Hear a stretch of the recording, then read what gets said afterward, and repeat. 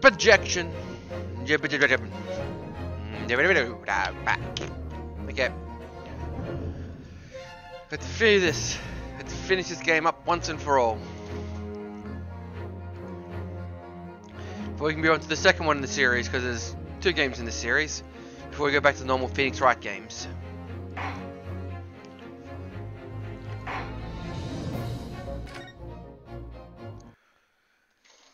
So we left off.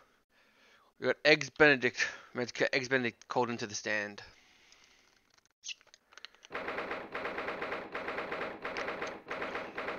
17th of April, 12:41 PM. Old Bailey Defendants Arc Chamber. Ah, Gina, how are you holding up?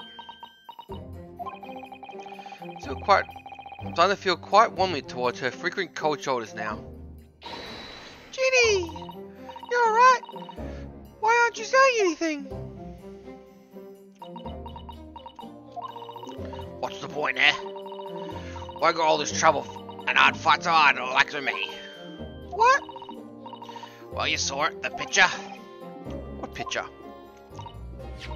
Ah, you mean this photograph taken by Hurley's red-handed recorder?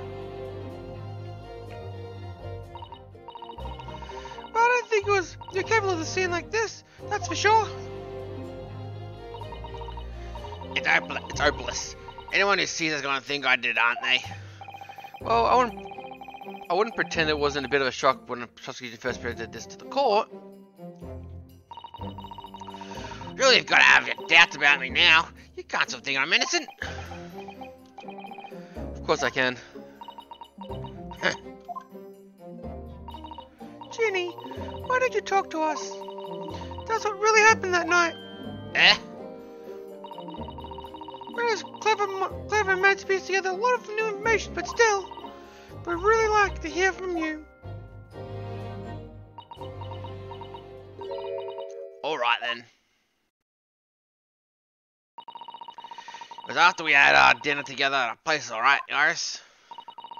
We went out to chat up the office, didn't we? Yes, I remember.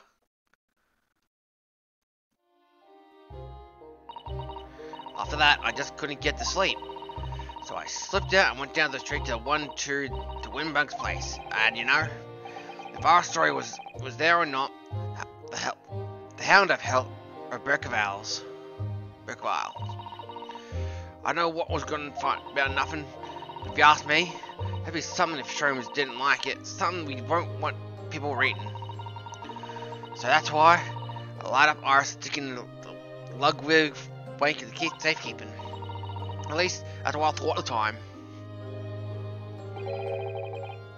So you broke into Winniebanks? I don't know if it's there or not. I mean, I had no idea all was gonna kick off, did I? I struck the lock and stuck inside. It was dark, like as you like in here. I gave the lamp a little bit of a wick, and then that's when. What do you think? What was doing? Ah! I nearly died, I did. Next thing I knew.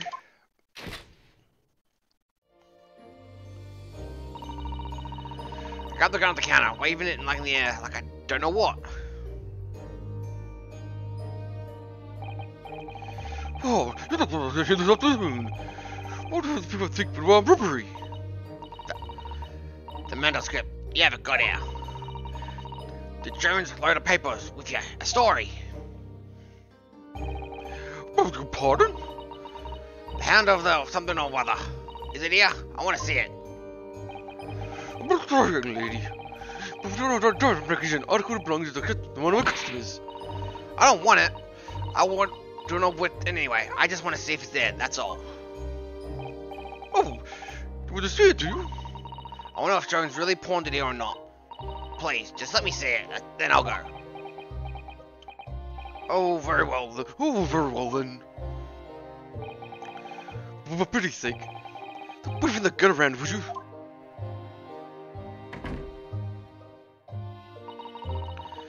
The only thing, unlocked the storeroom door and we both went inside. That's what it was alright, the manuscript.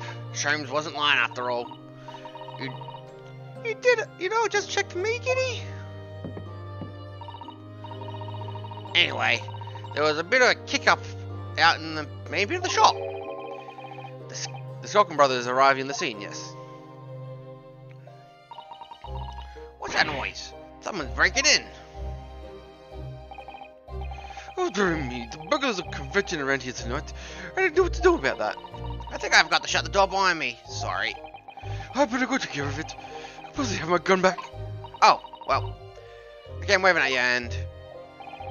Now don't be foolish, young people. You must stay right here and don't let them room to understand senses. I waved that, took the gun from me and walked out to the back of the shop. I hung back in the storeroom like he said, straining my ears in the dark to see what's going on. Sounds like they got into a bit of a scrap inside the Thico shut up, I see. So I tried to go out to the storeroom myself when...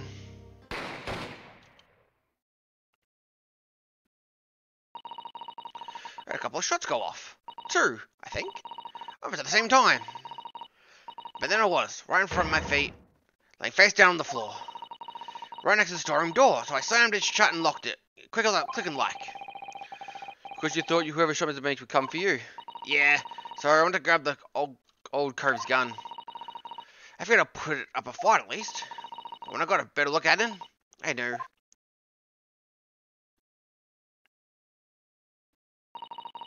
Winnie Bake, what's it going on?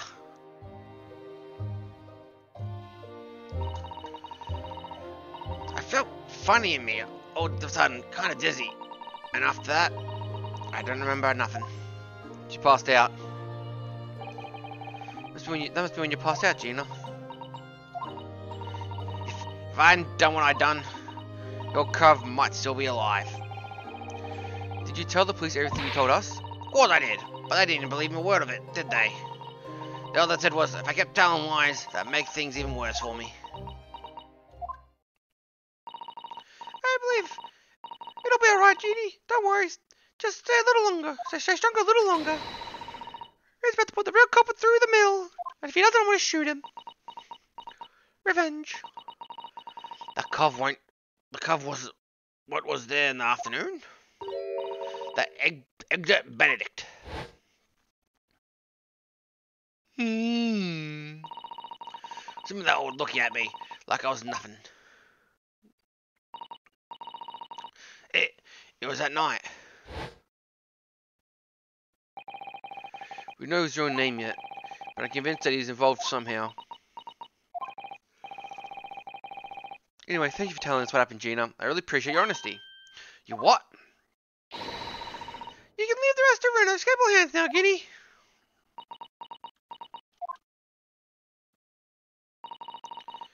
Mr. Narada. Yes? Oh, come on, you trust me. I don't get it. I mean, have you forgotten what happened before? Come on, it was only 2 months ago. Me and Mr. McGill, we told you the whole pack of lies. And you bog trotter off with them, even though I was a killer. No, I could never forget that. Oh. I did what I thought was the best at the time. The pain of the error of judgment doesn't get any easier to bear. Still, don't forget that I also made you a promise. I told you that I'd be on your side to the bitter end, no matter what. Well, what if I'm lying? You could be working with another killer and off the hook for all you know. I was once in your position, Gina. Accused in a trial.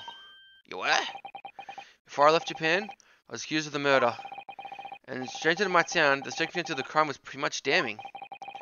I was sure that no one would believe me. It wasn't me who'd done it. Oh, Bruno.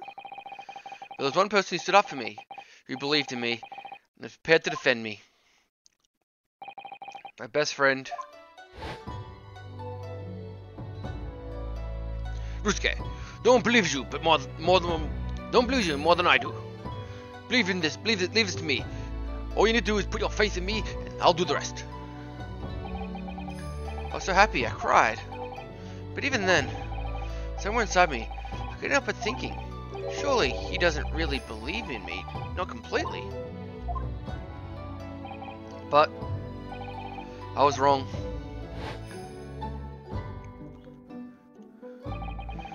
As soon as the trial began, it was obvious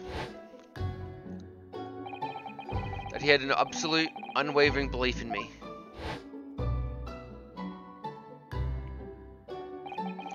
And in turn, I developed an absolute, unwavering belief in him.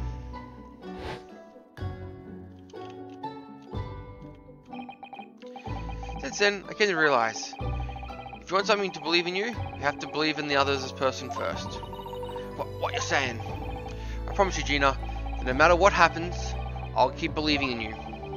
So you don't need to worry. I won't let you down. Even though I'm a diver and no good liar. You're not like Miss McGill. I know that. That's right. You're our friend, Ginny. Iris. We know you're better than you think. And we've come to the conclusion that you're someone we can trust. Yes. That's all we really need to know. Exactly. Mr. Nerd Auditor,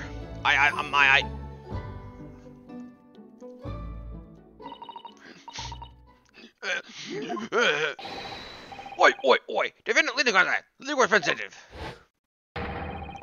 Oi, the corruption is about to resume. Please change the for me immediately. Oi. Yes, of course, thank you. Oi. Okay. I've been a defendant and I've been a defending lawyer in my time, so I know only too well just how hard it was to put all your faith in another. And I also knew just how hard it was to bear the burden of another, putting all their faith in you. This is the final chapter, the final battle. Wish me luck, Sato-san. Hope you're watching over me too, partner.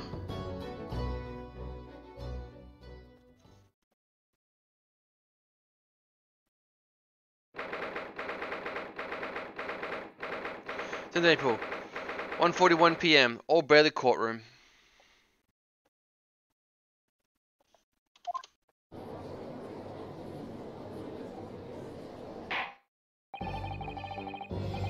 Oh, everyone called order to resume the trial of Miss Gina today. Lord Stik, have you successfully subpoenaed the witness? Blah. The subpoena was delivered to the communication station as the man works immediately, my lord. However, heavy rain delayed the arrival of the carriage, so it would seem. I see. Let us return the attention to Inspector Garrison's. Such the case heard this morning. The only mission of the third bullet in your report is a serious blunder, Inspector. Yes, I can only apologize, my lord.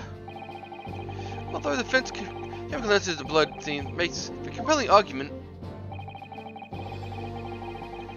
I could put the untried method to use evidence in my courtroom.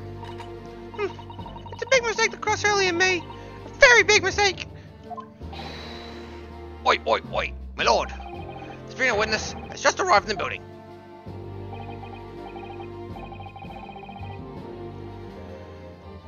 Thank you, officer. Stand without delay. Mr. Eggs Benedict. I expect to cross the paths again with him so soon. Nearly not this.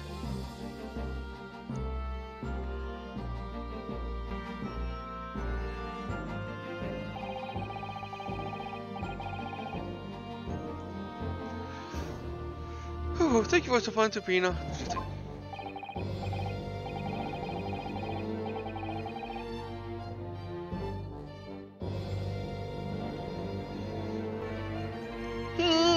But of course, my lord, as a representing member of the London Society, it's my pleasure to oblige. Now can they state your name and commission for the record?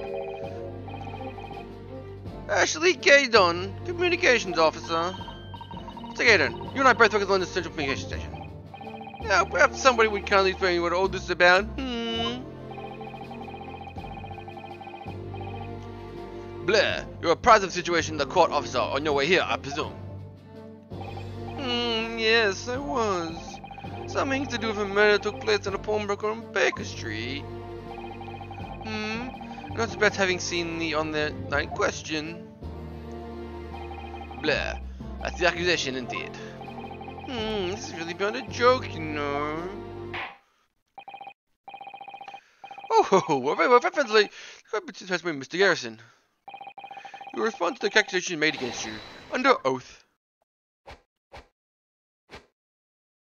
Gladly, my lord, gladly.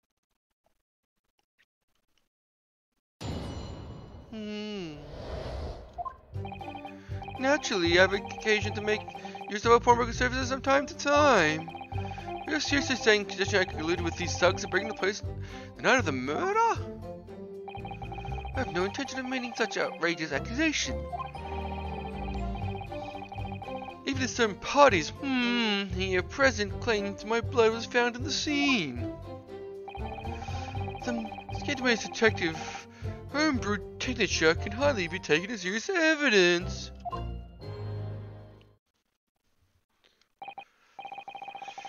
Don't worry, I have a doctorate in dance. Yeah, top these moves.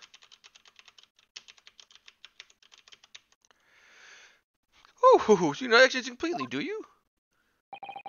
I must say I'm dismayed. The highest court in the land be swayed by this self-proclaimed detective's toy. Blah. It was the will of the jury of our Great Britain justice to demand the jury be upheld.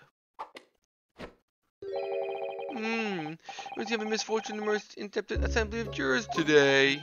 By golly. How long do you expect me to be detained here? Oh, for this condemnation, your involvement in this matter has not been established. You'll be free to leave immediately. Good then. For my time this afternoon tea. Some consolation at least. Yeah. Let us not hold up Mr. Garrison any longer. Enough cross-examination. So we meet again, Mr. Eggs Benedict.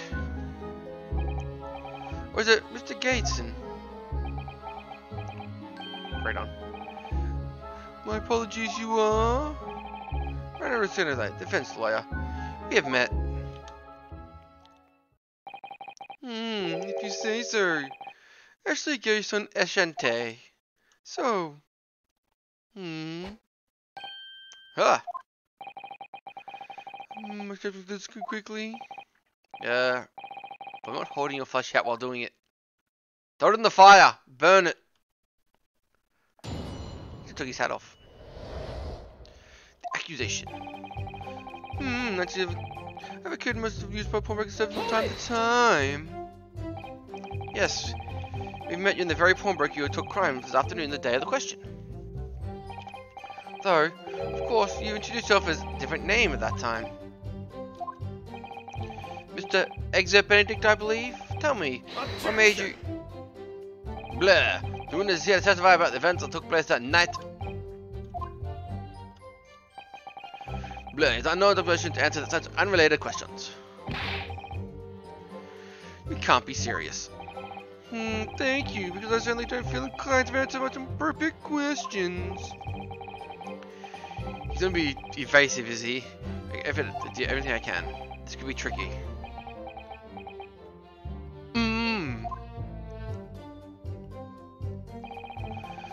But you see, suggesting I colluded with these thugs in breaking the place the night of the murder. Have you seen these two men before? This pair? No, I know associate with criminals. Said the man who introduced himself as Eggs Benedict. I don't know why I have to thank you for this. You made this outlandish accusation against me. Blah. The young lawyer in there in black. This is a farce. Whose idea was it to permit the outsider to work in the British court anyway? Well, needless to say, I have no intention of meeting such outrageous accusations. You were around 1 in the morning on the night of the question, sir. That's past the hour at which I would normally retire. Certainly. I was not in company of these rapscallions. Are you able to prove that?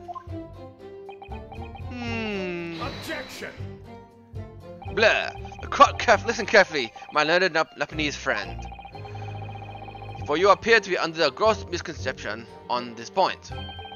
What do you mean? Blah. The witness may attend there was not the scene of the crime. There is no obligation to prove he was absent. If your accusation is what the witnesses presented at the scene, blah. The obligation lies with you to prove your assertion. Blah. Will you feel that obligation without putting any more unreasonable questions to the witness? A silent victory. Wiggle. Do the wiggle. Even certainly parties have presented claims my blood was found at the scene. The blood was found at the scene of the crime. There's no question of that. Mr. Strome's chemical analysis probably identified your substance as such. Probably the only human with blood running through my veins, am I? How can I be sure the blood is mine? Could easily be the blood of one of these two miscreants. Even if its blood has a slightly different composition, it seems. The Strome's chemical is able to evaluate the difference in blood samples by spare me the science lesson. Who's this Strome's character anyway? Oh, I assume all Londoners knew the name. He's a renowned detective. Blah. Even so, you're unable to bring yourself to say, great detective. A great detective, you say? Tisk. Now we're in the realm of fairy tales, are we? Excuse me. You got something to add? You got something to add there, Governor? You got something to add there, Mr. Skelkin? Huh? What? Me? No. Mr. Skelkin next to you. Right, I've had enough of this. Every time I tell you, I'm gonna tell you. Yes, I know, you're not the big worthy Skelkin. Mr. Nash Skelkin. Oh, call on me, Governor. What? You what? Is it not the case that Mr. Grayson just spoke? I thought it went through your mind. Would you care to share that thought with the court? Me thoughts? I have done none. It must have been him. You what? Mr. Nash, answer the question, please. What went through your mind when Mr. Garrison just spoke? Nothing. Honest, guys. Give nothing. It wasn't just thinking. If I wave my arms around like this so much, I'll open up the wound again, that's all. What wound? Well, I took a bullet, of course. That was 2 days ago. I'm not gonna get it up yet. So I was, well, you know, I was wearing crime and, he was shot. Ow! Oh, bells! Mr. Gateson, did you just hear that? What? Your comrade was worried about you, it seems. Your account of your injured arm. My lord? Ho, Mr. Gateson. I have no idea. I have no idea what idea these wretches are talking about. I certainly should be expecting an answer to anything in relation to my mindless accusations. Yes, someone other than the victim was hit by a bullet at the scene of the crime 2 nights ago. On the height of the bullet, the hole in the wall, the person was likely hit on the upper arm thereabouts. I feel that it's called to officially examine your arm. Your left arm, you're currently clasping your right hand, as if it's in pain. No, I refuse. Oh fuck, they said no, what do I do? You have not shown the evidence whatsoever that leads me to the comment of these thieves. Accordingly, I'm not obliged to submit you such investigation of my privacy. I've already said I'm completely uninvolved in all this. I've never had anything about this pawnbroker that's fellow was killed whatsoever. I take offense to this situation. That's what I want to say, and I was involved. The case you've not been nothing whatsoever to do with Miss Wayne's pawnbrokery? My lord, the defense would like that least statement to be added to the Graveman's former testimony. Very well. Very well. You will continue your testimony, Mr. Gadsden.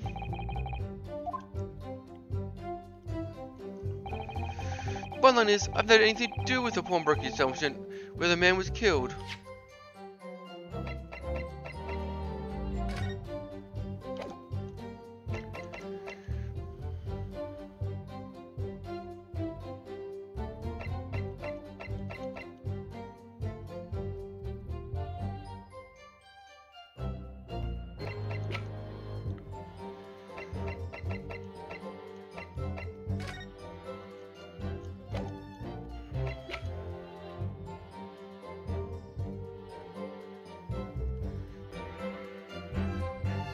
protection.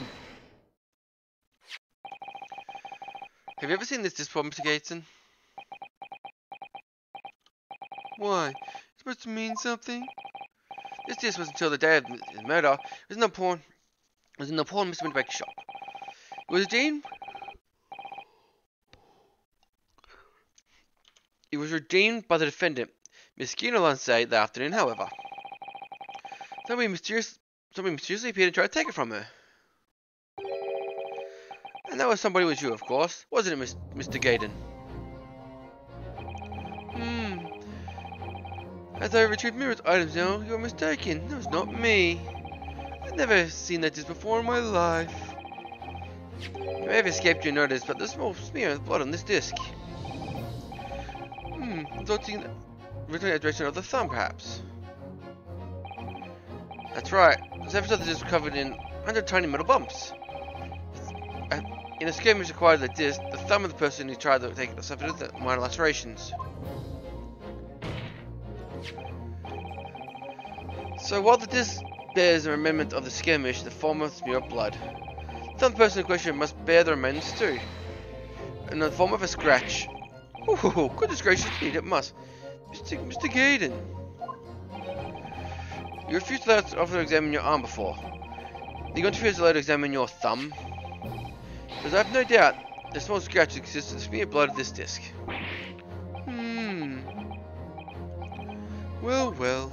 It would seem I underestimated you. Oh, what is the meaning of this? So you admit it now.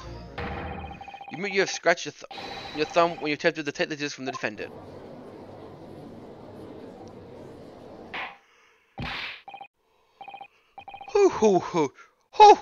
Order!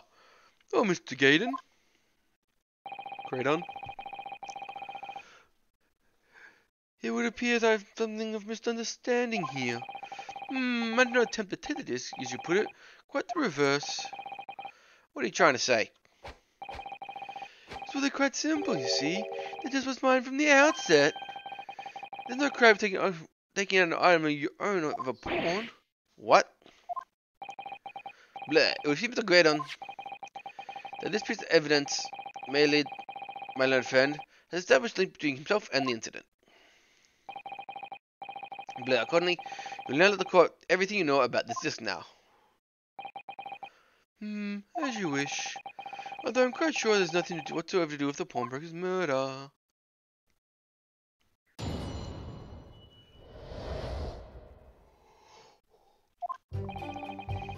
There's a note saying for Mr. McGill, but the item belongs to me. The job was stolen from me by the accused, the 5th of the cuddling, on the day in question. I've proceeded to once to the shop in order to explain my situation and retrieve my article. In the end, of course, the disc was taken by the police. In other words, I had absolutely no reason to break into the shop later on that same night. Are you correct? Oh, are you correctly, sir? Mr. McGill, you say? The famous London philanthropist? Who's now a famous London shish kebab? He did taste good, though. Elves are eating good. I mean, who perished in the very cold room 2 months ago after being acquainted with the dismal mystery of murder? Yes, my lord. They seem the same. Mr. Graydon. Why did you say Mr. McGill himself was acquainted? Yes, that's correct.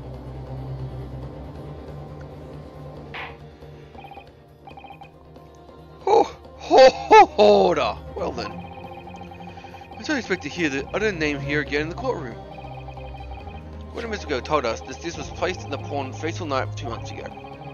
She herself getting directions to deposit it in Mr. Windybank's. It's fine that Mr. Graydon. Mr. Gaydon here is claiming the disc belongs to him when it isn't. In likelihood, he's lying.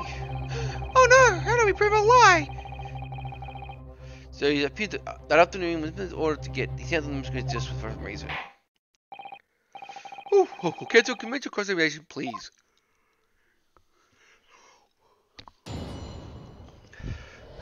Is there a sheep in chat? Hello, Panda Sonoma 69.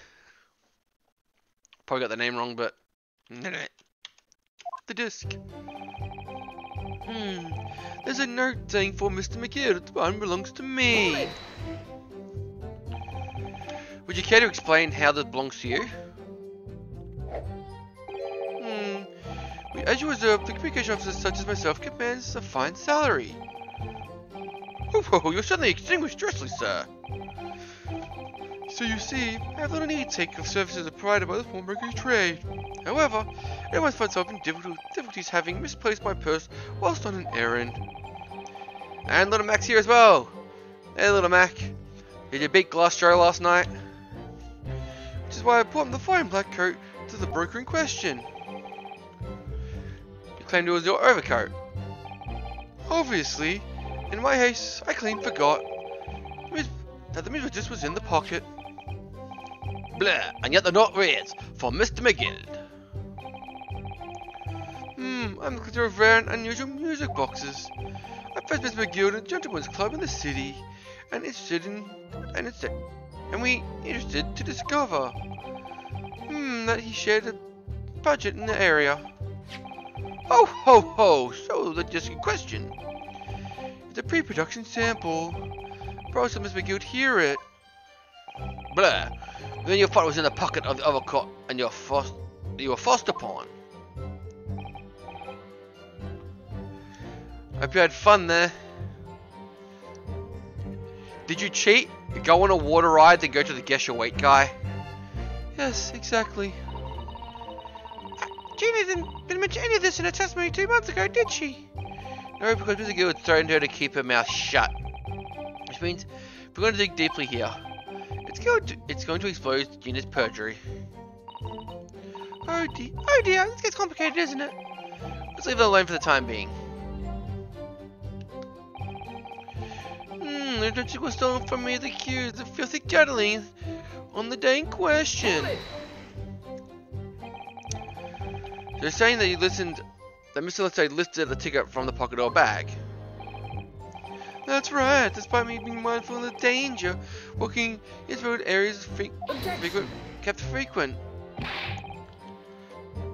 Mr. Lestray did no such thing. Well, of course you'll take that stance. The girl's a regular offender. You came to the pawnbroker the day prepared with all the information you need to identify the defendant. You're looking for her. That's what brought you to Mr. Windybanks. Get your hands on Miss McGill's disc. Blah. My learned friend is virtual front of nonsense. No nonsense. Oh ho ho! I could cure the prosecution. Counsel, you refrain from conjecturing this way. Is that clear? Yes, my lord. Well then, I'll give my testimony if that's possible. If we can use it. I've stated at once at the point on order to explain my situation in my article. Have you ever been to Windybanks before? Only once, for the purpose of pawning something. But like many, I enjoy browsing such establishments. Blah. So you know how to pickpocket a tick on your ticket and chased after her. Is that correct? Yes, that's right.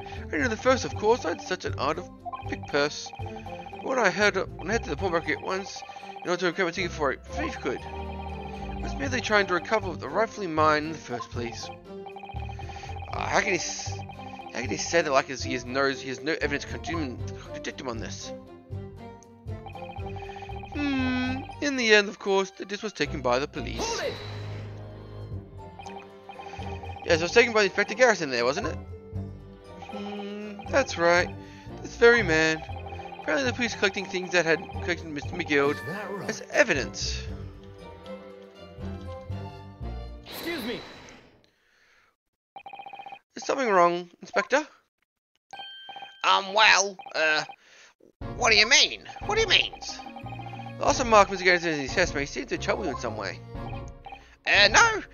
No, it didn't. Nothing. Leave it alone. Let me ask you this, Inspector. Why is Scotland like gathering Mr. McGill's possessions?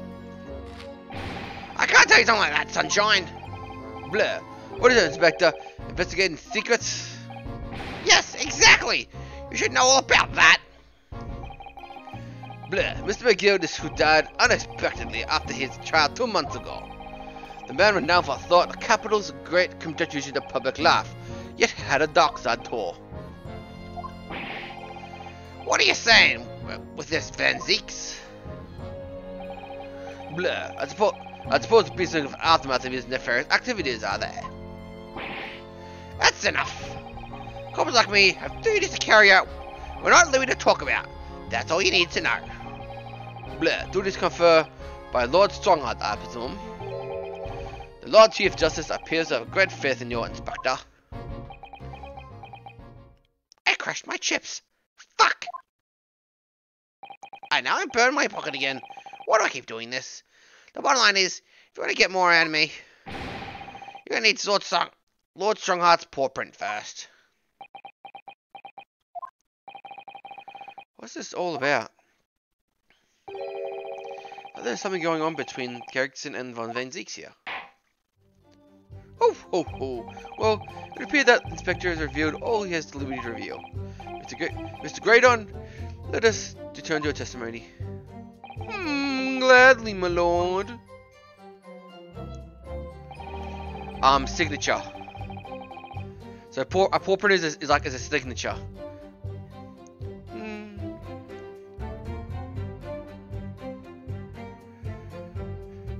This game comes with the first two. Though I got the Chronicles, so it has the first two games. There are 2 games in the Great A series, so it comes with those 2. So once I'm done with this one, I will be moving on to the second game in the series. In other words, I have nothing to reason to break in the shop later that same night. Perhaps you'd see something of value among the forfeited items. No, not at all. Oh? Blah. The Valiant bought the postal assets, everything in the shop. That exception, every article on the shelves was a common or garden hickaback. In that case, it's clear. Now you bring the shop later in order to retrieve the cover of Mr. McGill's disc. Have you not been listening, man? If I want to recover the disc, recall it's been seized by the police in the afternoon. There's no more shop. There's no more of that shop that night. I kept saying it simply had no reason to break in. There's nothing Mr. Gill left in the shop at night. Nothing man might have been after. I wonder if that's really true. Bruno, if evidence, let him have it, and I'll have this gun as well. Nothing says just like a bullet to the face.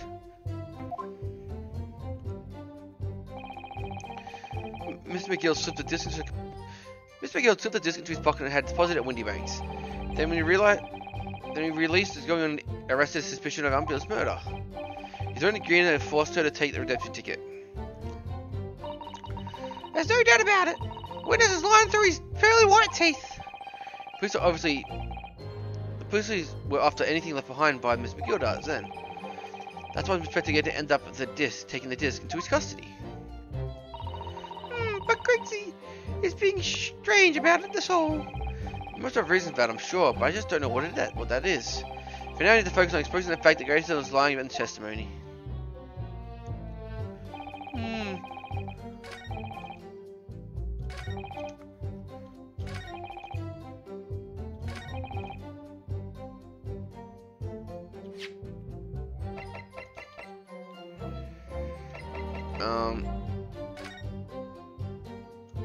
I'm pretty sure it's this one. Objection! Nope. I was wrong! Yep. I'll probably be playing that after I'm done with this one. People requested I play all the games and do voices for every character, so I got a long way to go for like all 20 games. I failed that one. I got it wrong. Nope. That was my first life. Blah.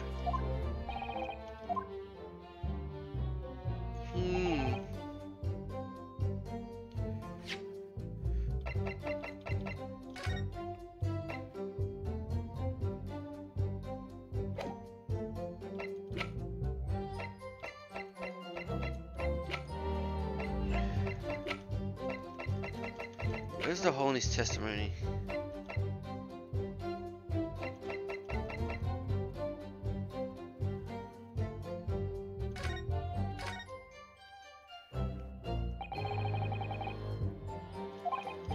I presented the wrong note.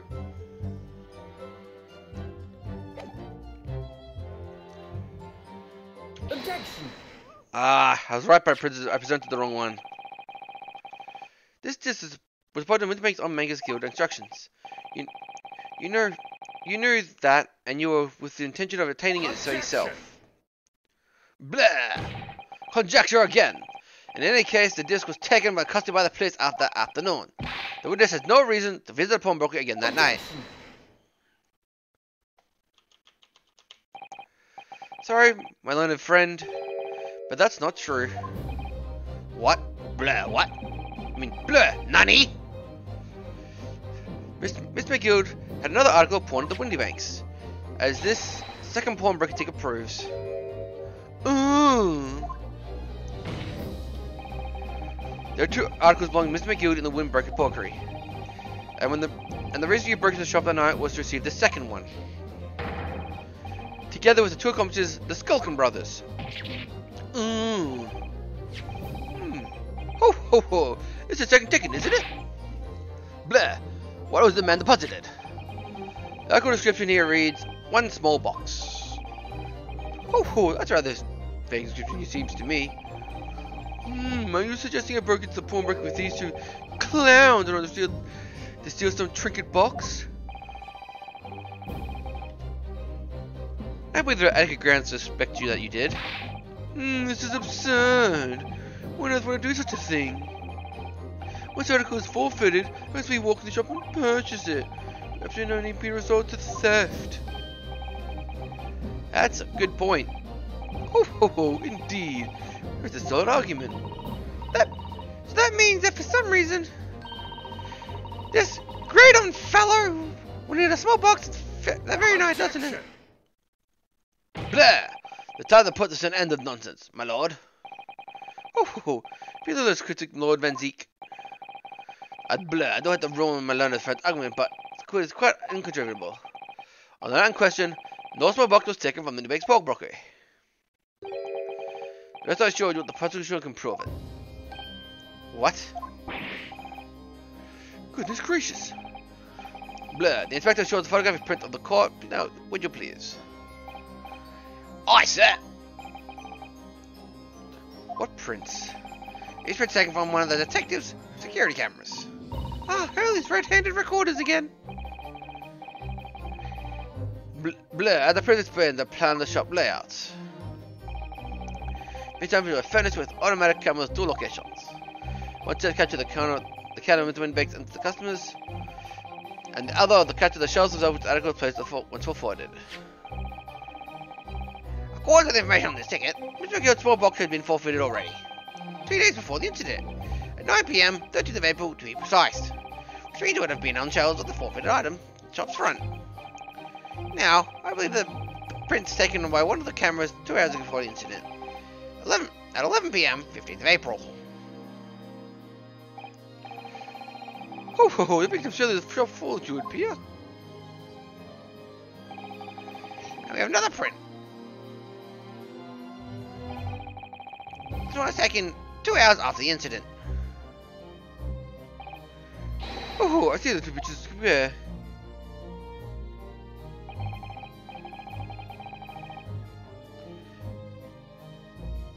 I can't see anything missing.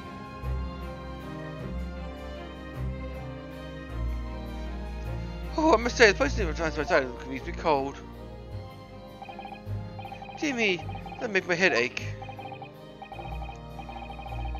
After this calling, I would consider the theft to be one of the possible motives of the case. It's what everyone's willing that someone had been taken from the addition to the victim's life.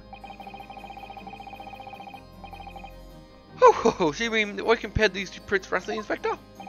Yes, sir. We counted every single item on each of these two photographic prints. And the last conclusion is that exactly the same number of prints presented box with. Blur. In other words, nothing was taken from the pawnbroker at that night in question. In my learned friend's assertion, is nothing more than helpful fantasy. Ah! I don't believe it. I could have just shown that you'd stolen McGill's pawn box.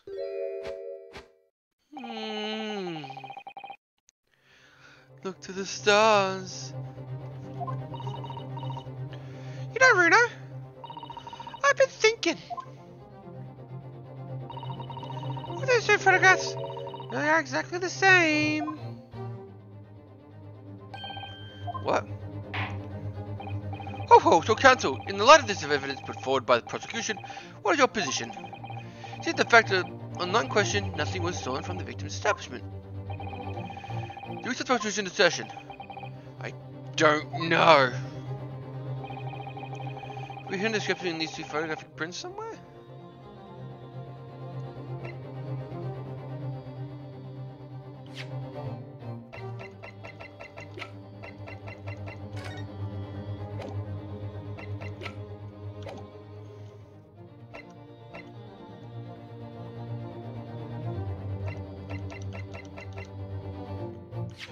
I don't have anything I can use as evidence, I don't think.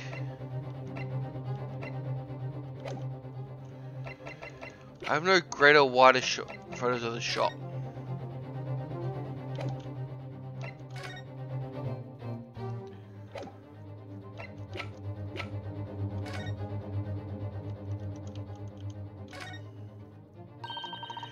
I've got two prints in here to start with, you see? And then you look through the eyepieces. You imagine 3 dimensions. Why did you get the right position of the two prints? I know I came up with this idea of the stereoscope, but it's really quite fascinating.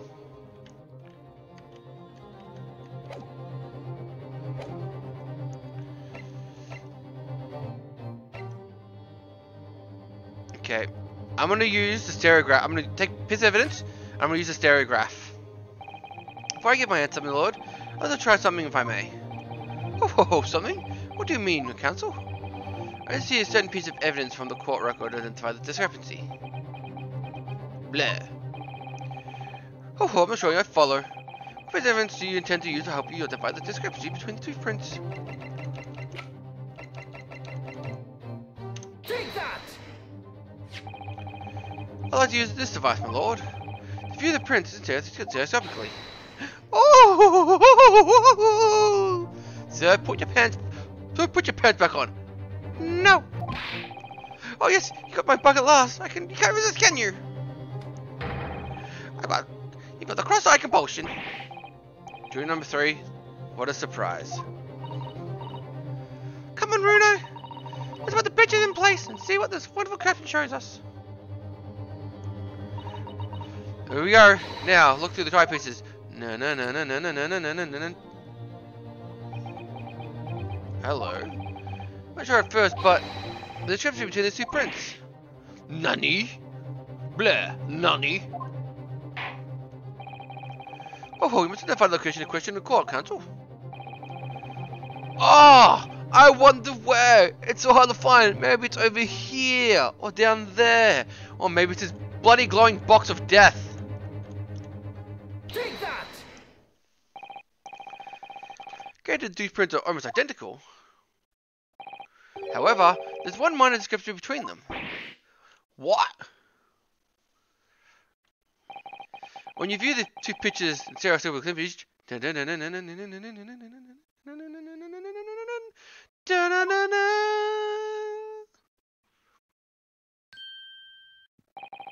single area stands out being different.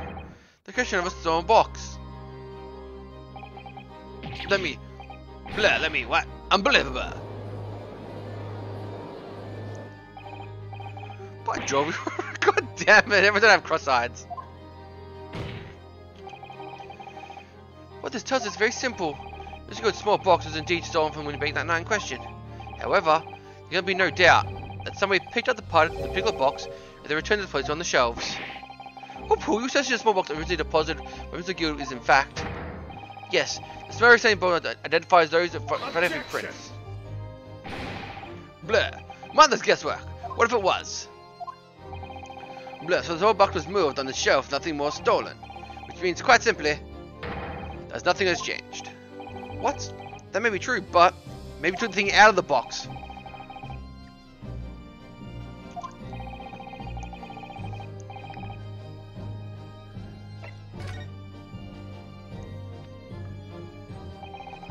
I believe this changes everything about the case. Blah, how could it possibly blah? Which point of the fact is that they was moved to the small box.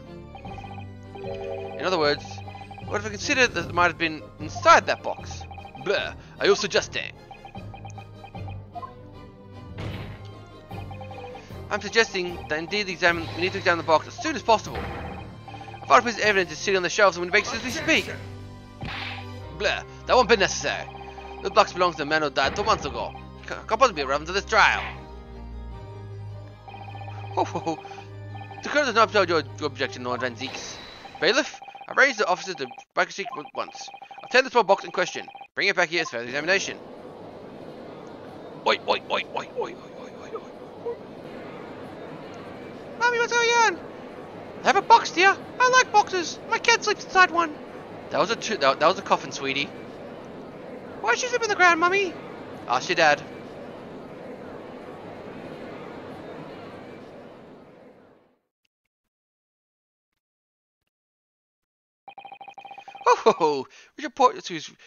We shall have a report in half an hour. I think that we should recess a short while until evidence comes forth. Blah. To be hoodwinked by such a farce. Disappointing. I beg your pardon, Lord Deeks. You're asking for coal again this year. Well, as long as it's not silverware. That hurt me last year. There's nothing to do with this. Blah. There's nothing but a smoke screen. Enough on specialty, I would say. What are you trying to say? Racist? Blah. My line of friend has persisted the same line of reasoning from the very beginning. Was it with his intent to steal an article belongs to Mr. McGill from the pawnbroker? Common sense tells us that none of these articles are of value enough to be worth stealing in the first place. Exactly.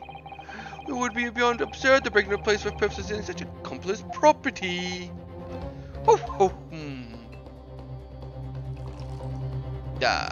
Virgin wine. Yes, virgin wine. I didn't say blood that time. I got it right correct. And now I'm saying it out loud and I messed it up. If your lord recalls, Mr. McGill perished 2 months ago immediately after the conclusion of his trial. The trial which was found not guilty. The trial in which it was established he was an upstanding member of society or reputation by fact. So I propose for toast by learned friend and his most insightful defense. Article. The article is upsetting member of society pawned entirely unordinary. But Curry just happened to be having music box just inside one pocket, a small box. I saw you. I wouldn't accept even if this man tried to give me such a thing to me.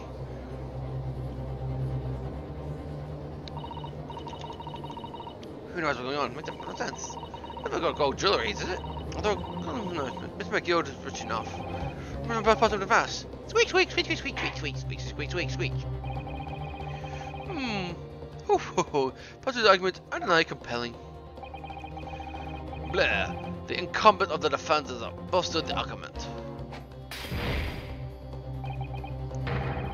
Why is that lamp turning red every time I throw wine into it? Why is it turning red? I want to paint it red. I guess I need goat's blood. To explain the possible inconvenience of the complicit, article the pawn representatives we have. Well, Kento, argument is in fact demonstrable. Are you able to show proof that discs on the box were tangible way rather than in this case? Well,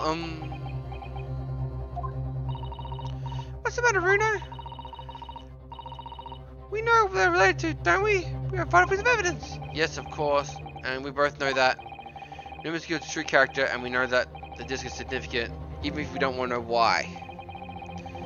If we explain all the courts on this point, we've acknowledged that Mr. McGill's acquittal of Ms. Matheway was a mistake, and the defense argument was flawed, based on false information. Oh no! That would mean Gina committed perjury.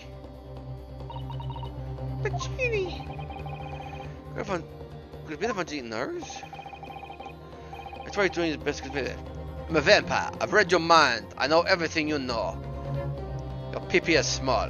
Ha ha ha. But maybe this could be the great opportunity for us. Sorry, what do you mean, Iris? Well, what's it got to you anyway, Reno? Sooner or later, the truth comes out. Every time. The right. Alright. Exact significance of the things that know about missing banks. Something that only Gina will explain a bit of the court. But if I put her on the stand and testify about that, it could greatly damage our chances of winning this case.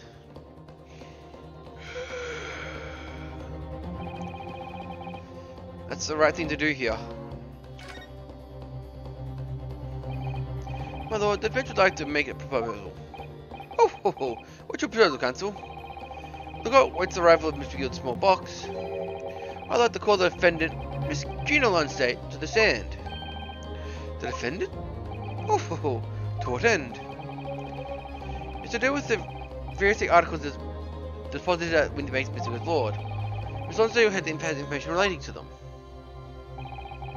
I believe it would be beneficial for the court to hear what she has to say. Approve the signature of the articles in question and for all. Blah. Well, things are becoming interesting. I presume you consider the implications of testimony you're proposing. In particular, the impact will have a cure standing indeed on your own. I have. Lord Van Zeeks, you can't explain the last remark. Blah. The person who accepts the defense's proposal. Move the attempt to cross-examination of the current witness and hear from the accused herself. Very well. I have no objections. Will the court now hear the testimony of the defendant, Miss Gina Lonstate? The witness is currently on standby. Step down until further notice.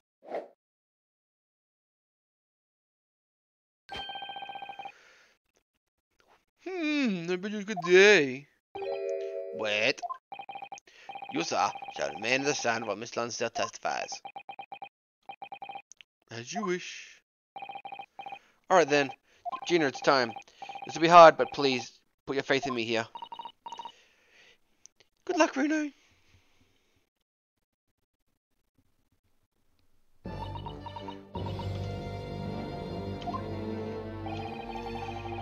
The outcomes of Miss Guns has deposited in the Windy Bank's pawnbrokery. Are you intimately related with the omnibus case, a trial of which was heard in the courtroom 2 months ago?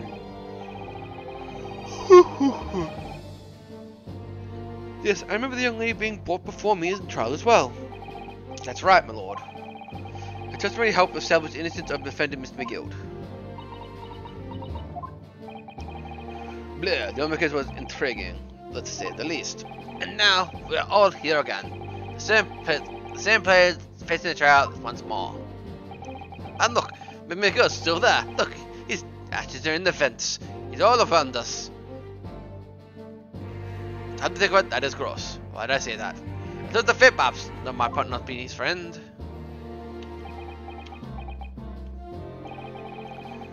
Allow me to recap the events of 2 months ago. An old brick breaker was stabbed to death on an omnibus running along London water streets. Apart from the victim, there was no other person at the scene of the crime that carried Mr. McGill. Naturally, he was a prime suspect of the murder. As the trial progressed, another possibility emerged. Murder in fact took place above the defendant's head in the roof deck, with the body being dropped through the skylight into the carriage below. It was Miss Londo's testimony that brought the possibility to light. At the time of the incident, Miss Londo was concealed underneath the seat in the carriage, ready to pickpocket the unsettling passenger. Then immediately after the trial, having been acquitted by the murder, Mr. McGill died in his very courtroom in the most extraordinary circumstances. Crispy fried Irishman. Bleh, it's a mystery that remains unsolved even now, 2 months on, as indeed the omnibus murder itself. Be that as it may, I call neither this nor small box being mentioned in the court proceedings. Miss Lonstate, would you tell the court now, please, what really happened on the omnibus 2 months ago? I mean, Don't know what you mean. I already said what I know. And what about everything you told us yesterday from inside your prison cell? Ah, Please, Miss Lonsday. This is extremely important. but, Blur, I mind the little girl. If it transpires you were willingly withheld information in the trial 2 months ago, the Home Office will speak to prosecute you for perjury. Blur, and naturally you'll lose all credibility as a witness. Although, let's face facts. You have little credibility to lose. fuck you, Governor. Kitty, don't listen to him! Please, you must trust Bruno now! Iris?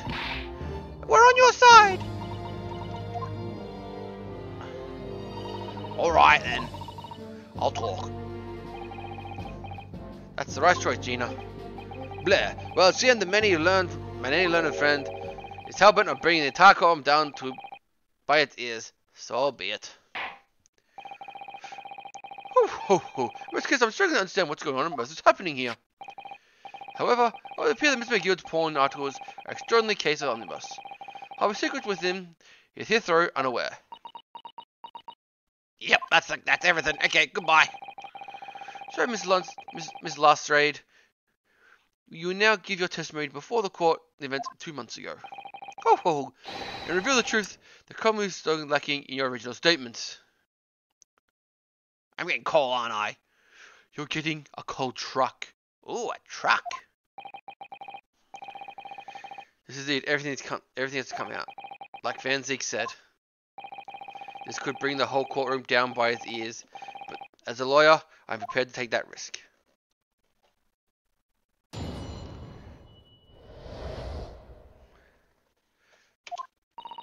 The truth is, the Brickmaker Cove was in the cabin the whole omnibus whole ride. Nurseman dug me out from under the seat. I saw the disc on the floor. All of a sudden, I heard a scream over my head. A pair of roof decks went off to call the slops. As Mr. Guild slipped the driver a tin to do a run to the pawn shop around about. He threatened me not to snitch and said nothing to no one about it, or so I'd heard. Good grief, this is outrageous! You just told the court almost resembles. Just told the court bears almost no resemblance to your testimony 2 months ago. Blair, as you say, my lord. Then there's every chance they may have adjudicated the error in Mr. Gill's trial. That's very much as if the men deliberately deceived the court, in order to cover up his wicked schemes. Blair, without a doubt, your lordship is correct. The great injustice was done on the courtroom 2 months ago. The action of the accused in the trial of this witness, the action of my learned friend is extremely inexcusable. I don't believe it! Our trial was a farce. What all the lies? The minute we go forward run the core, just that pickup. Get away from the east. We're all in this together. You're wrong, Claudia, Mr. Naruto, the lawyer, did nothing about it. Thank you so much again for the donation, Linkley. You really don't have to, but it means so much to me, and thank you. Humbug. I don't think so. We really expect to believe that. Oh, he really shit up everyone, didn't he? The operation, I'm getting off the scot-free. Unforgivable, stop.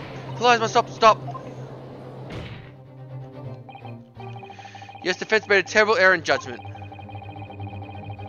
And to take full responsibility of suffer whatever consequences are deemed inappropriate, however. It's imperative that the court allows the witness to elaborate on her testimony. Because the true significance of Miss Miguel's porn articles must be brought to light. Blair. Very well, my learned student friend. Blair, given the death calamity you've just plunged yourself into, this might be worth hearing. What's Fursman's situation? Utterly deplorable. Mr. Naruto. Yes, my lord? I'll decide upon your fate following the conclusion of this trial. Of course, my lord. Blimey, Naruto. Now, counsel, proceed with the cost examination. I'm in danger! The Big Mac Cove was a cabin of the... Big Mac Cove was in the cabin or the omnibus the whole time. You're hiding in the cabin the whole time as well, weren't you, Miss Lundstay? If I remember rightly, the storage compartment underneath the old seats. Yeah, that's right. Pitch black under there, so you can't say nothing at all. Now, your testimony 2 months ago. First certain claimed that Mr. Guild was the sole passenger, didn't you not? Blah, false suspect, my lord. That's what you told me to say. But what's important, can you tell us the truth now? Where Mr. McGill and the other victim were acquainted? Don't know. I did hear him talking a lot. What were they talking about? Well, I couldn't hear him very well. What to say? They're thinking about money or something. Thinking about something. They keep talking about buying or not buying. Well, that means I'm doing my work well. Oh, perhaps a dealing some kind. Well, anyway, they got louder and louder. It started to sound like a proper fight. I was pretty scared by then. And you hardly breathe, and then all of a sudden, I heard a noise like someone kneeling over on the floor. Blooming loud and all. Oh, I do believe you let him involuntary scream. Yeah, that will get me away. Those men dragged me out of under the seat. I saw the disc on the floor. The disc you saw, was this disc? Yep, I reckon it probably was. Right next to the cover lying on the floor. Does it belong to the victim, perhaps? Don't know, but Mr. Miguel picked it up pretty smartish. And then he sat in the cove with a knife up in his belly in his seat. What did he say to you that time? He told me that not to say a word or heard to no one. About the disc and all. I was dead scared. The way he was looking at me, I thought if I didn't go along with it, I'd get stuck with my knife too. Then he started asking me a load of questions. Like what my name was, where I lived, and he asked me about the driver, about being a driver too. But after a while, what happened to the carriage was noticed? Yep, that's right. First was kind of rapping noise. All of a sudden I heard a scream from above me, and the power on the roof deck went off to call the slops. There were two gentlemen got put on the seat at the roof deck, I believe. That's right.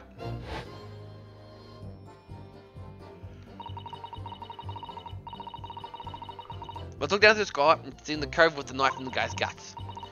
Then they screamed and the driver pulled the oars and Miss Gold got me out of sight.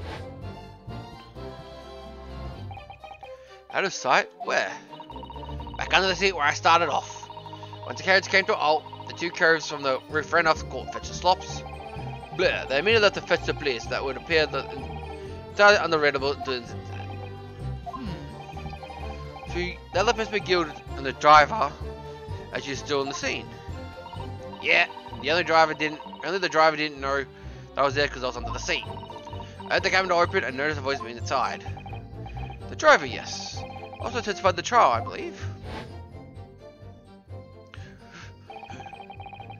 And the fellow who sent his name, Beepo, memory serves.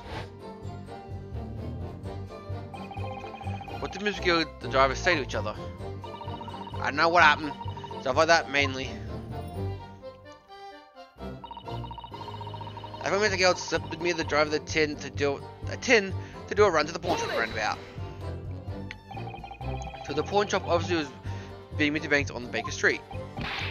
Just a moment, counsel. So you mean to tell me the driver gave false testimony in the trial as well? About the execution of pawnbrokery, except his mind at the time doesn't understand. Indeed, Lord Van Zeke. Mr. Guild took off his coat and gave it to the driver. He folded it up, careful like, and before handing it over, when I saw him do it, I remembered thinking, that coat, what's in it? It's got to be worth a few bobs.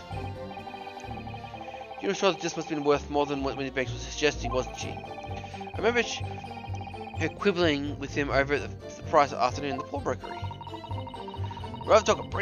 The driver looked pretty happy with me. Good flash the brass in his face and running off a lick.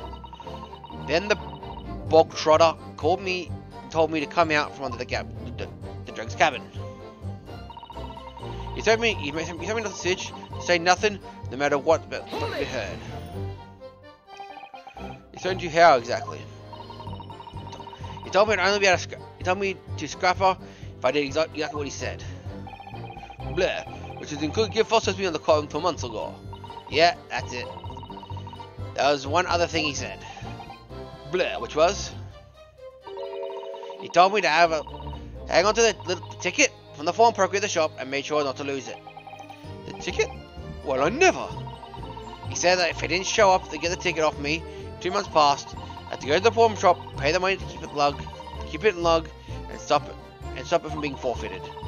He left me with some brass to pay for it. Oh, really? But why on earth would Mr. Guild have done such a thing?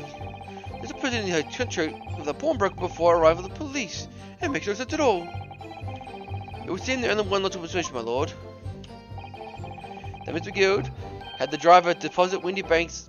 That Windy Banks was something that he didn't want the police to see. Very important something that he needs to hide at all costs. Anyway, after that, he let me go.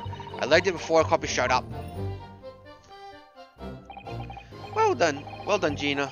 I can't have you easy tell the truth now like that. Gina's really put her faith in you, Reno. Yes, I asked her. She ever faced a charge of perjury once the trial's over. So I need to use the time we have now to get as much information out of her as possible. Don't get really going for it. Put on her in every statement, and I'll shoot her if she lies. I suppose I should. Oh, and another thing. What? Hey, look at those two. Isn't it strange they've been whispering each other the entire time? Yes, that is strange. Looks like they're having a secret discussion over something. I'm not always completely comfortable with that. What if there's anything I can do about it?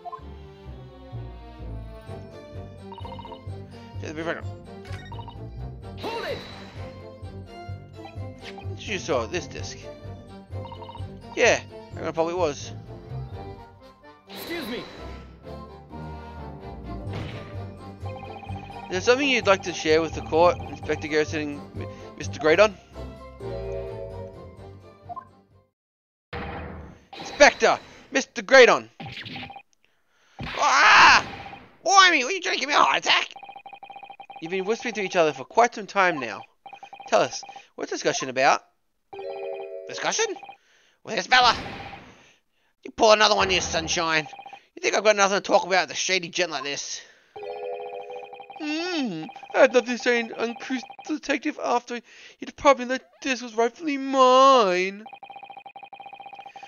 They've been talking the entire time, Mrs. Imogena, as if they've been negotiating.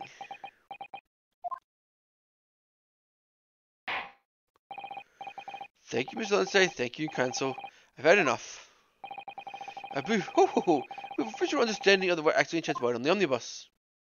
Blah, it would appear that on the night 2 months ago, a negotiation was taking place on the omnibus.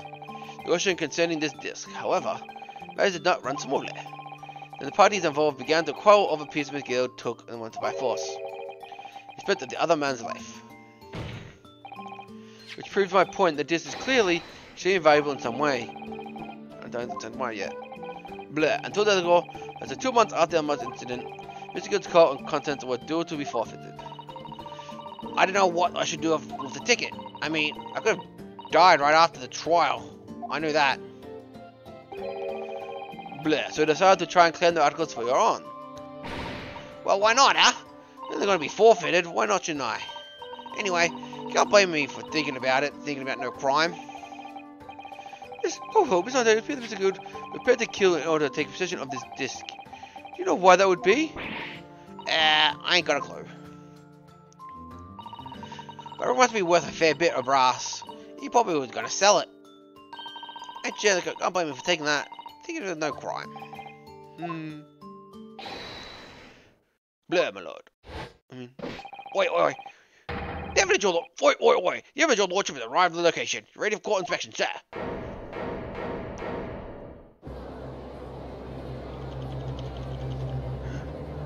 Things are getting tense right here. Bobby, did you turn off the lights again? Sorry, I fell the switch. This is box glued to. There's no doubt in my mind that's the key piece of far-reaching prize.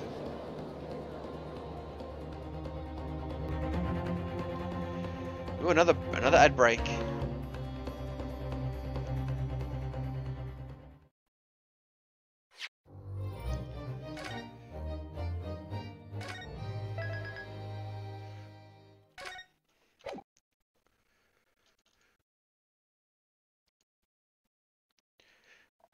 It's a box. Ho ho, so this is the article in question, is it? Oh, box deposited with the pawnbroker on Mesmer Guild 2 months ago. Is it the music player? Is it the music player for the disc? And on the night Mr. Midbanks was murdered. The only item on the shelf touched by whoever broke into the shop. Quick, quick, quick, open it! Let's see what's inside! Cha! Yep, it's a music player.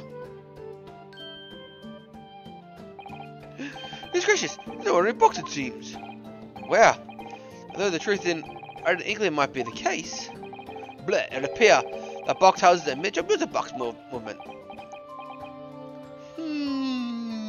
Fuck. Oh, there's too much to expect. I think it'll be using the Zoom the faster playback for this disc, my lord.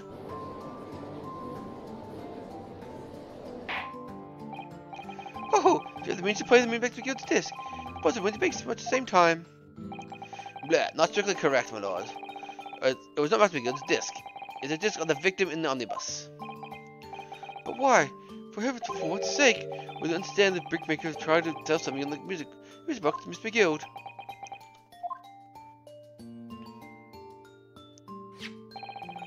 I believe that to become clear. What is the music box this, my lord? Oh ho ho, yes, very well. The court now listen to this curious disc at last. Wait, my lord! Goodness grief, what's the meaning of this, Inspector? The music box, the disc, I'm not in the case. No, don't just bother somewhere on the courtroom with some silly old music, good music. This is may very well motivate the culprit in the case of the commit murder. Clearly has the chance, the fundamentally important we understand what happened. Blur, the prosecution has no objections. But no! This evidence police property. Now, you can't! Blur, clearly Scotland Yard has some vested interest here. But in the policy of procedure, I must leave no evidence unexplored. And you, Inspector, have no jurisdiction here to prevent that from happening. Ah! Pick up the chip you dropped from my soul right now! Please play the disc.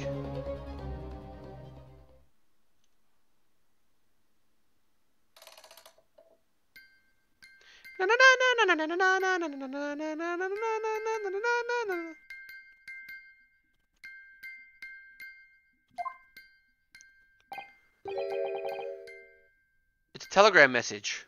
It's Morse code. Oh, this will not record music. No. It's just the same notes playing over and over again at irregular sequence.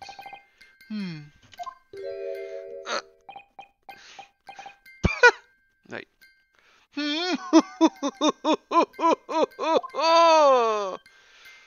Oh, Mr. Garrison?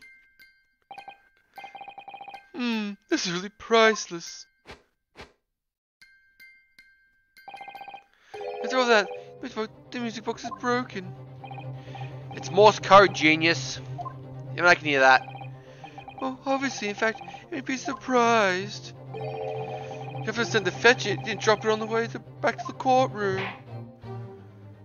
Oh, very well. Much regret. I feel the court must accept this music box offers a little way of clues. Juror number 5, say something. You know this. You ready to be on counsel? Come on. Yes, alright. It does sound completely broken, but is it? This music containing music box probably the new clue. It could be a clue. It's Morse code. I believe it could be relevant, my lord. Good lord, but how can it be? An abomination, counsel. Mere nonsense. If I see what can be meaning whatsoever. That sounded a little strange, I see, but there's one thing that's bothering me. Once he gets his cottling victoriously. Inspector behind him is rather telling expression on his face. Is it Gregson recognizes the sound, and he's familiar with it somehow, making me appear extremely on edge. Blah! The sentence of defense, my opposed friends, answer me this. Oh.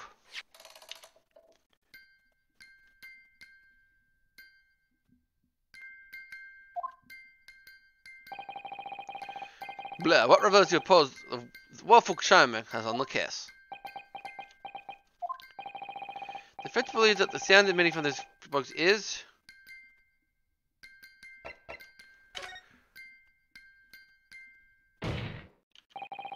Just because it's a music box doesn't mean it necessarily means the sounds we're hearing is music. Oh, he didn't like that. Look at that. The smell vanished from his lips as soon as I said it. I'm on the right lines here. I must be. Hehe! Making a deduction based on what people react. What you say? You're acting just like Hurley, Runo. Blah! The sounds we're hearing aren't necessary music. Well, what do you have to tell us what they're not? Blah! I took all the court and heard what they heard. Do enlighten us, my Nepalese friend. Oh, well, Blah! You're surely not mine, because if not... there'll be death for your ill-formed argument. Exactly. The music is clearly broken. If you don't sit there, it's a pure foolishness. They've got me. I don't know the answer yet. Bruno? I just examined the music book very thoroughly. I'm fairly certain it's not broken at all. Really? Really?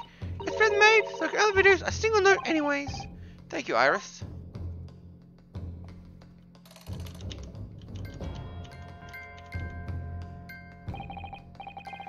Well, if it isn't broken, it must mean the sound it's producing has some significance to what it isn't musical.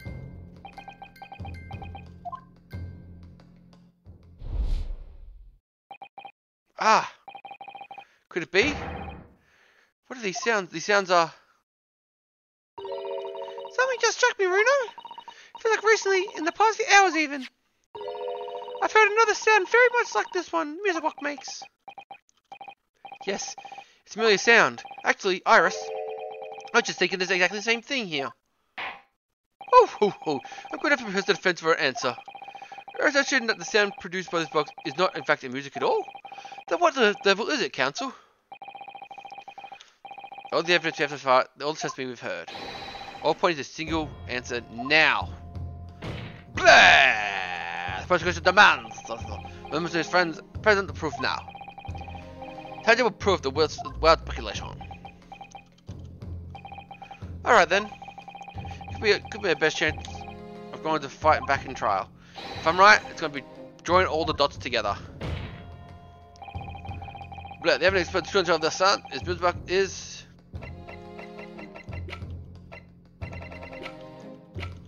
the newspaper! Take that! Oh, today's paper, Council? Headline is, Pawnbroker Parish has been pickled purse plunder. How is the support of your case? No, my lord. Have you look a little further down the page. Further down? Ministry mole. Conversation may have been leaked overseas by Ministry of Justice. It's a very serious matter, being investigated at the highest level, I understand. Blah, I have heard that international transmission along supposedly secured lines somehow got intercepted and linked various other countries. Presumably the transmissions were from the wide telegram. Blah, of course. Jury number 5, your input, please. Stop. Oh, Misa? Whatever's the matter? I told the court before you worked at the same communication station as Mr. Gayton, did you not? Yes, that's correct. A particular station where you work deals with government communications and newspaper reports. Oh, yes. We're not running a middle communication station at all. Our work is extremely important. Then tell me. Is it a very familiar sound? You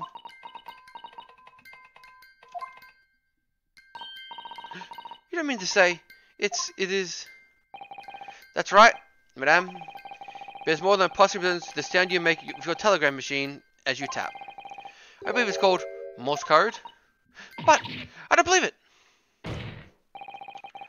Now correct me if I'm wrong, but when it comes to leaking telegrams of the government departments, there could be nobody more perfectly planned than your highly skilled communications officer. Blah! Research the music box disc contains stolen government secrets in Morse code.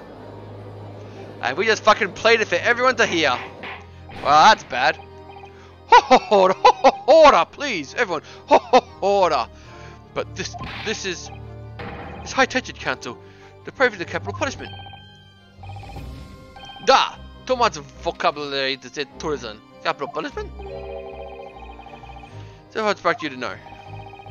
Ho ho ho, for the sovereign government to confidential information, hostile nations will surely pay the most up at any price. Yes, and on the night 2 months ago, the very negotiation was taking place inside the omnibus. Blah. But in the end, Mr. McGill perished in a pot and dish lay unclaimed on the pawnbrokery. Ho ho ho, my words. In which case, whoever stole the information from the first place must surely be beside himself with worry. Because if the disc were to be discovered before it was found a way out of the country, ho ho, it was such a high expectation punishable by death. So the culprit had no choice but to retrieve it. In order to do that, he would have to gain entry to the pawnbrokery illegally in the middle of the night. Because the article behind Mr. McGill would incriminate him too much, and if it got into the wrong hands. Is that right, Mr. Greydon? You think I've been stealing government secrets? Preposterous, absolutely preposterous. Ho ho ho, Jones runs with Fence's accusations. You claim to be innocent, completely innocent, do you? Oh, of course I do. I've had to stand here in silence while a pretentious foreign lawyer has been partly away. Objection. Blah. The bowman's counter the charges, sir. The prosecution demands the witness testifies. Respond to the accusation brought on by the defense. Delighted, I'm sure. This will remind the crime under the scrutiny of the trial of the murder of pawnbroker of Mr. Weebanks.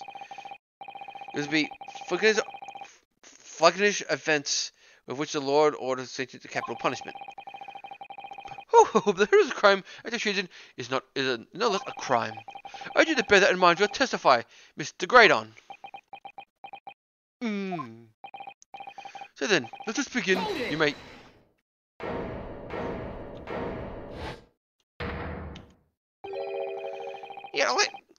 You gotta let us have a rapid talk, Governor. We've got things to say. Beg your pardon. What do you think you are? My name's Stik. Occupation is professional baddie. My name is Ringo Scottman. But we aren't baddies enough to sell out our motherland. That's right. What were they called? The Three Skullbeneavers. Bad timing, fellas. Very bad timing.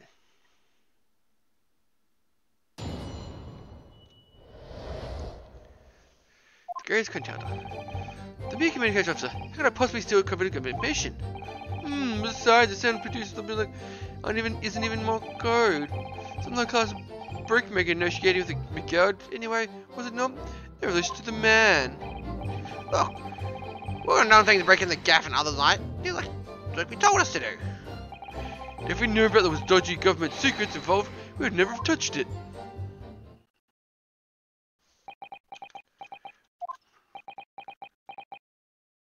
Blah.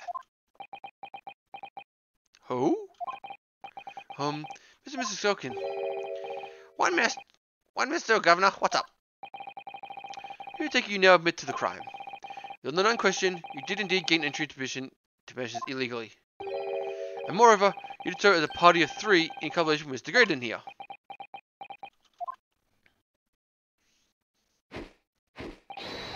We did, Gov, we did. His foot's not on the box! It'd fall off. Quiet down, please. What do you say that, Mr. Graydon? I have no idea what these two ruffians are referring to. You little riot, getting us mixed up in this monkey business. You never said nothing about government secrets. We're supposed to be a straight-up job. And what about the geezer who stopped us, was? Poor bloke didn't even have to die, did he? Nice, as friends are. Whatever these men say, I deny these accusations. Indeed. Well, certainly he doesn't expect this little mystery box to become significant in the proceedings. However, as it has, I'll admit it to the court record as evidence. Small mystery box is added to the court record. Dramatically. And with flips. Woo! upgrade his counter.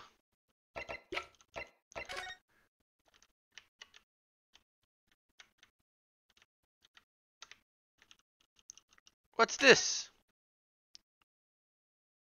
Oh. What is it, Bruno? I've just noticed something about this music box. Looks like there's a bottom of it opened up as well. Ah! You're right! Come on then! What are we waiting for? Open it! Alright then, here we go. Look at that! There's one on the other side! So, does this mean you can set another disc to play on the back side of this? Yes, I think so! It looks like the two movements are linked together! So they're linked. You have two discs that would both play it back at the same time! So you needed two discs to play the music, to play the thing properly. Who would have thought there would be a second movement underneath the box? Movement like the other one. The cones of teeth are the same length. So this also produces a single tone like the other side. Yes, must do. So the length of the teeth in the two combs isn't the same. So the produced movement will be different to the same tone we just heard. What? Basically, each movement will only produce a single note. But in order to produce a different music box, it only will play two tones.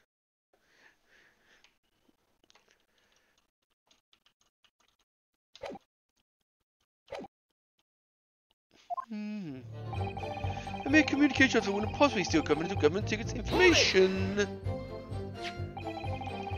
So the newspaper's headlines: accurate government communications are being intercepted.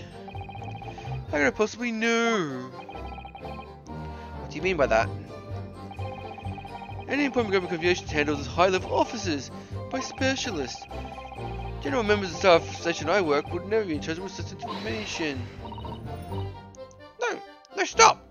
Oh no, stop! Number supposed to say stop! Let me guess.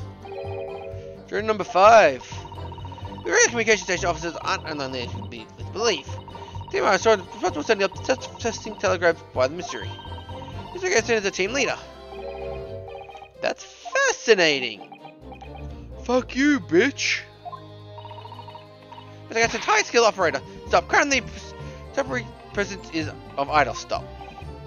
Oh, since you have excess equipment, use these conditions, Grayson. Well, what of it? Submissions are always made behind closed doors, where they cannot be heard. In any case, all messages are sent encrypted. Normal employees wouldn't possibly understand them. Oh no, stop! I must say something. Stop. Mr. Garrison's regularly attends meetings in the ministry technicians and ministry communications team. He assists with them ensuring that no errors are important to ministry communications. He's received top prizes at the cipher cracking conventions 5 years now in a row. That's fascinating. Will you stop infecting me, bitch? Get back to go make me a sandwich. I'm your boss. You're the house operator. Stop. Currently a president of Idle. Stop. Well, I would appreciate it if you kept your mouth shut. You should really pick your idols better, more carefully. I tell you, these lawyer accusations are completely unfounded. Besides, some books aren't even Morse code. They're not? Anyone with a brain would blindly append listening to music for every 5 seconds.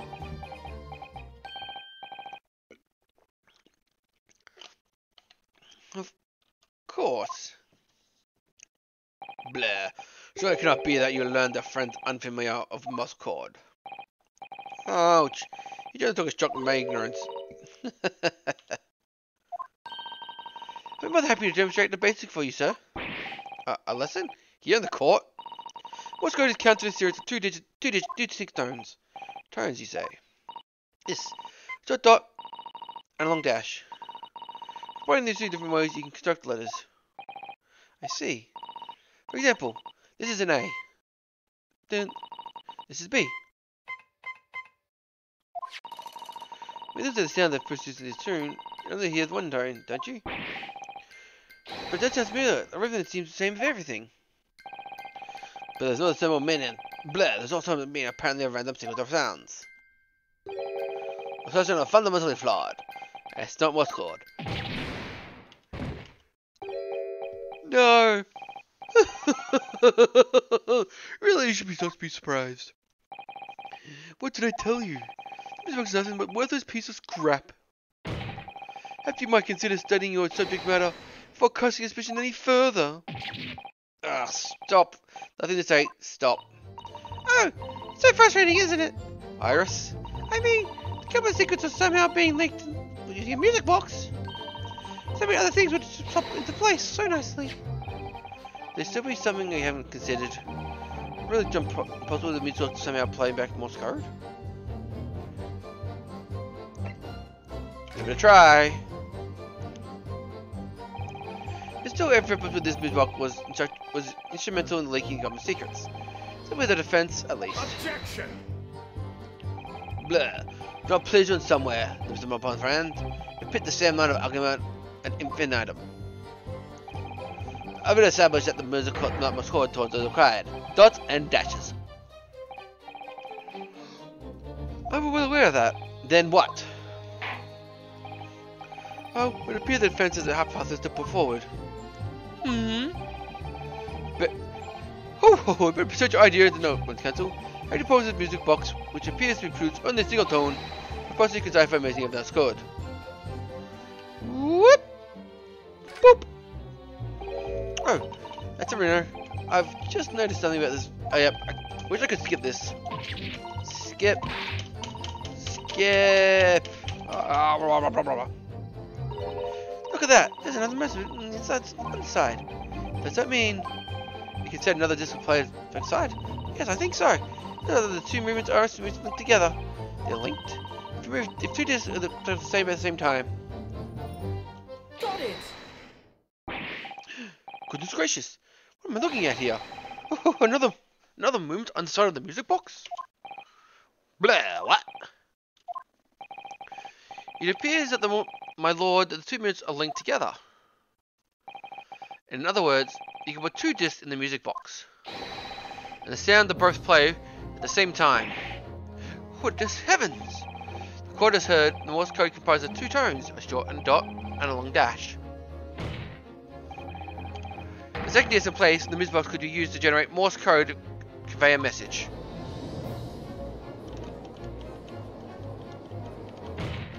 This is beyond a joke. I'm sorry? The poor because of a lawyer has absolutely no evidence to support his claims. Blah. Though, of course, if another defendant were to present the cause with a second disc, it would be another matter. Well, I can't at the moment. Ho ho! Blah. Man, that the witness has not pointed out that no one on the bus in regard 2 months ago checking the door of the discs. Oh, indeed, Mr. Mason, the brickmaker. Exactly. I had nothing to do with whatsoever.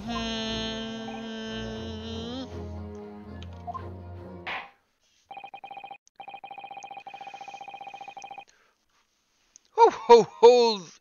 Although it has holes, Mr. Argument is presented defense is much premise. I believe the conversation will continue. You can guarantee that victim from the boss case must be there somewhere. I have to find it yet. Oh dear, looks like you need to give your argument a little more strength, Rita. Return your testimony, please, Mr. Gatorson. If I must, although I maintain exactly what I said at the start of this cross-examination. Look, let's begin judgment with me. Anyway, I have no relation to the man. Besides, producer. Hold it! Two months ago, on the omnibus, Mr. McGill was killed, the brickmaker and stole the disc. Blah! The man was a single man, almost nothing in his name. It seems he lived in an artisan quarter some years ago, but people remember little about him. Blah. Doesn't make much sense though, does it? How would a humble brickmaker come to acquire secret government information? Indeed. There must be somebody else involved behind the scenes of all this. Somebody who acquired the disc and gave it to Mr. Manson. In order to take the medium to kill, locate the deal. Dear me. You may have it in for me, sir, but I assure you, I am far more close than that. Oh, brickmaker and the arson quarters, the information on so. Bah. If I could find the evidence to link the two of them together.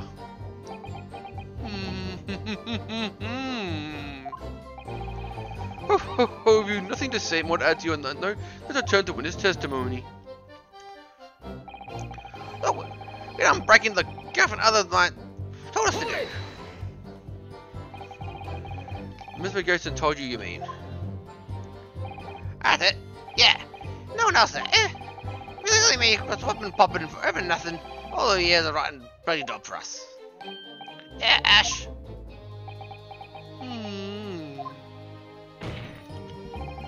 Let me stop you there, Mr. Sulkin. After all them years, you say? You mean to tell me that Mr. Garrison is an acquaintance of yours? Well, we're sociable kind of baddies, you know? Sure, we'll make Garrison like old China. Excuse me. Something wrong, Mr. Skulkin? Huh? No, the other Mr. Skulkin. What? Who, me? When you bothered testifying just now, we said something that seemed to cause you to react.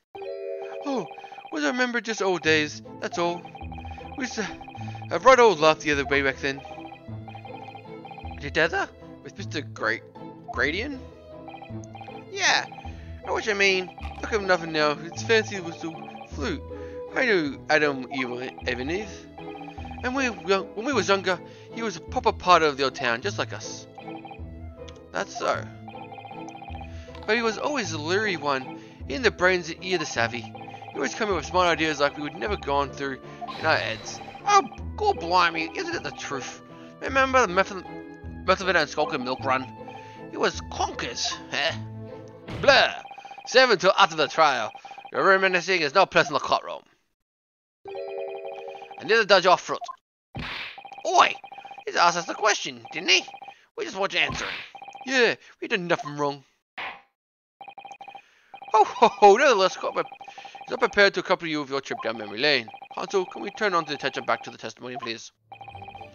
I don't know, could that sentiment story be real somehow? Never had to add more testimony. My lord. Yes, counsel?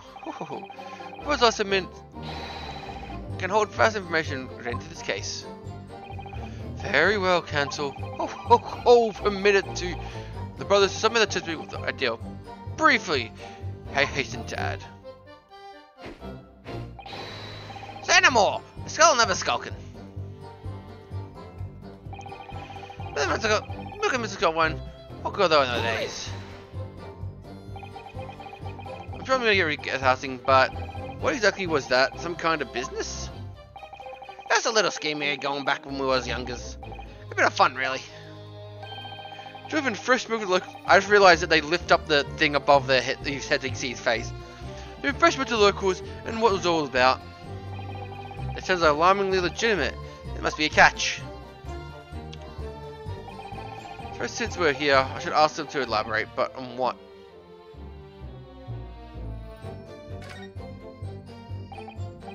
So how do your little business work exactly?